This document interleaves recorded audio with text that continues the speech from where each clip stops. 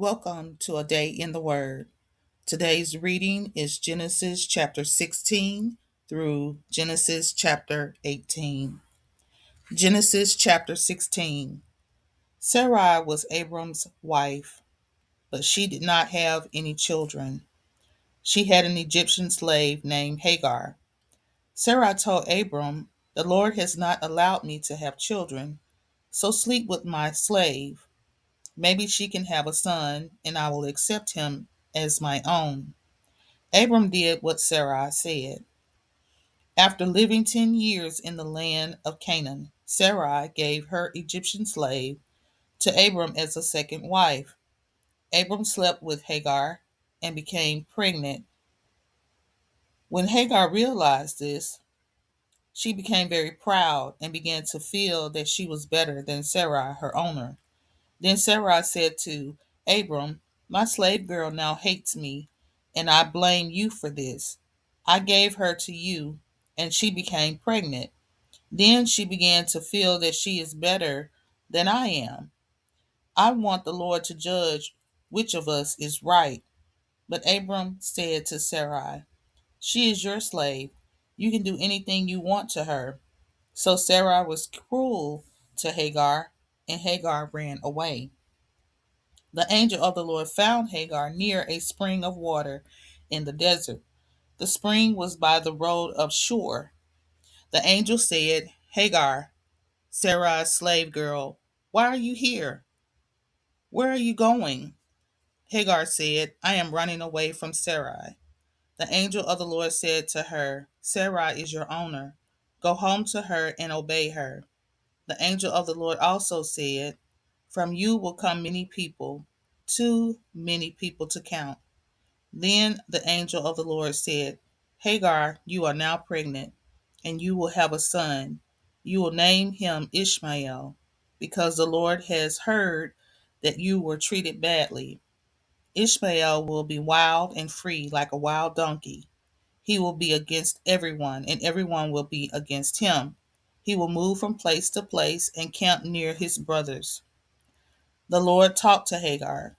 She began to use a new name for God. She said to him, "You are God who sees me." She said this because she thought, "I see that even in this place, God sees me and cares for me." So the well there was called Ber Lahai Roy. It is between Kadesh and Bered.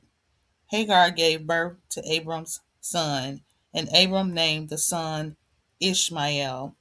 Abram was 86 years old when Ishmael was born from Hagar. Genesis chapter 17. When Abram was 99 years old, the Lord appeared to him. He said, "I am God all powerful. Obey me and live the right way.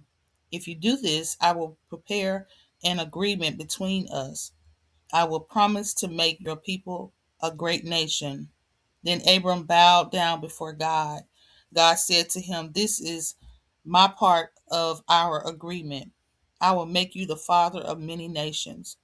I will change your name from Abram to Abraham, because I am making you the father of many nations. I will give you many descendants. New nations and kings will come from you, and I will prepare an agreement between me and you. This agreement will also be for all your descendants. It will continue forever. I will be your God and the God of all your descendants, and I will give this land to you and to all your descendants. I will give you the land you are traveling through, the land of Canaan. I will give you this land forever, and I will be your God." Then God said to Abraham, "Now this is your part of the agreement. You and all your descendants will obey my agreement. This is my agreement that all of you must obey. This is the agreement between me and you and all your descendants. Every male must be circumcised. You will cut the skin to show that you follow the agreement between me and you. When the baby boy is 8 days old, you will circumcise him. Every boy born among your people and every boy who is a slave of your people must be circumcised. So every baby boy in your nation will be circumcised. Every boy who is born from your family or bought as a slave will be circumcised.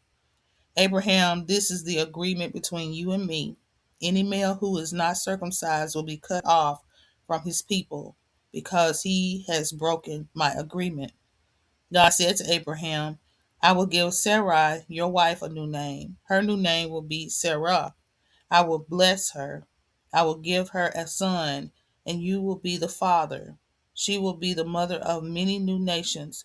Kings of nations will come from her.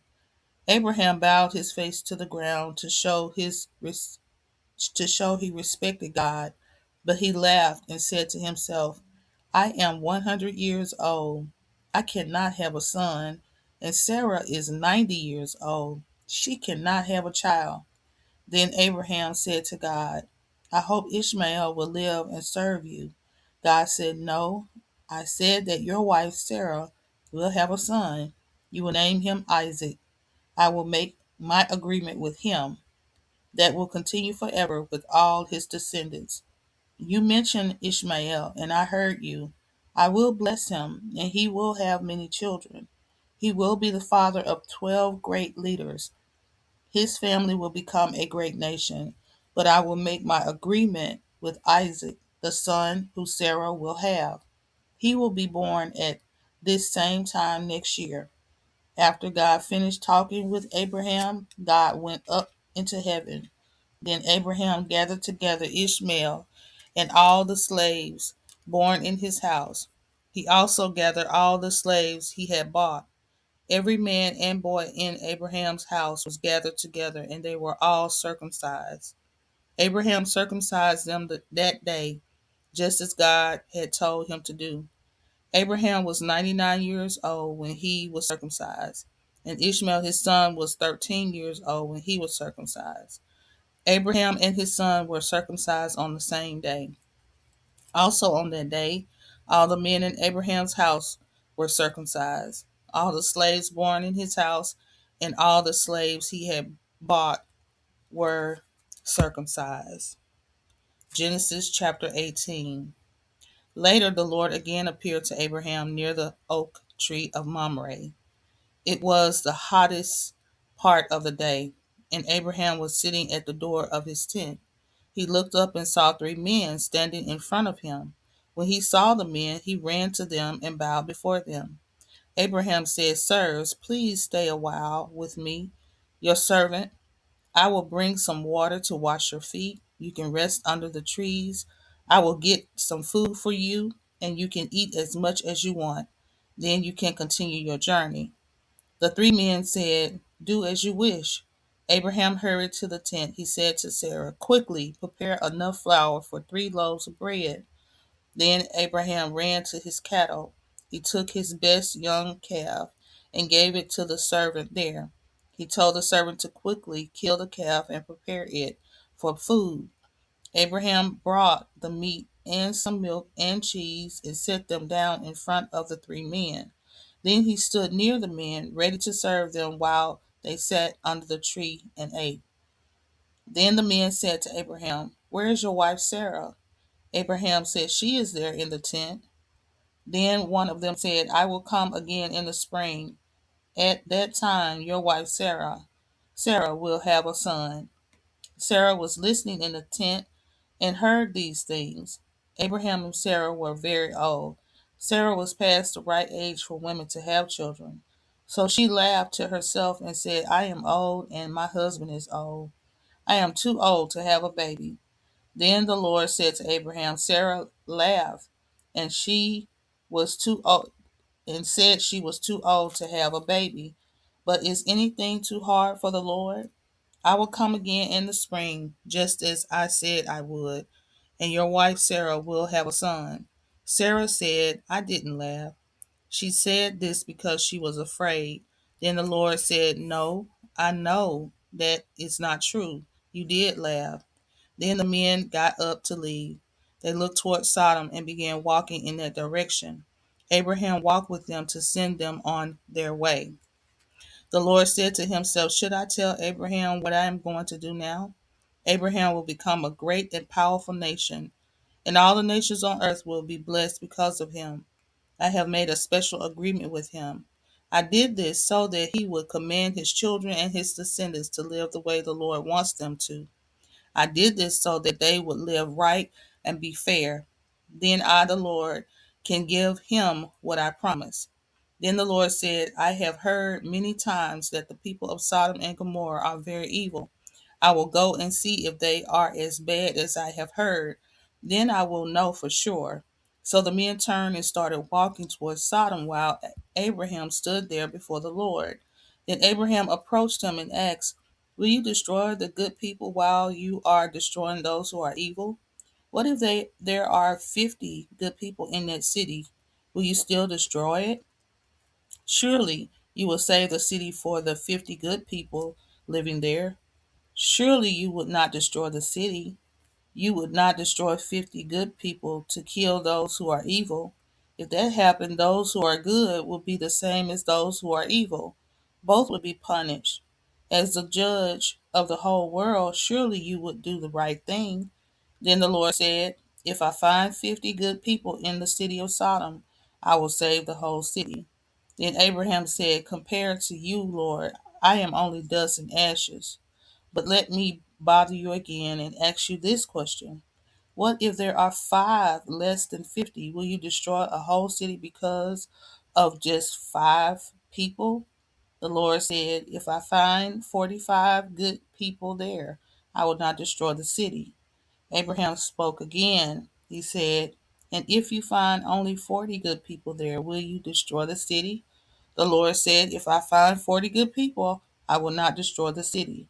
Then Abraham said, Lord, please don't be angry with me, but let me ask you this. If only 30 good people are in the city, will you destroy it? The Lord said, If I find 30 good people there, I will not destroy the city. Then Abraham said, Lord, may I bother you again and ask, What if there are 20 good people? The Lord answered, If I find 20 good people, I will not destroy the city. Then Abraham said, Lord, please do not be angry with me, but let me bother you this one last time. If you find 10 good people there, what will you do? The Lord said, If I find 10 good people in the city, I will not destroy it. The Lord finished speaking to Abraham and left. Then Abraham went back home. Thank you for joining A Day in the Word Bible in a Year reading series. Please subscribe, comment, and like. And don't forget to turn on that notification bell. Until the next time, shalom.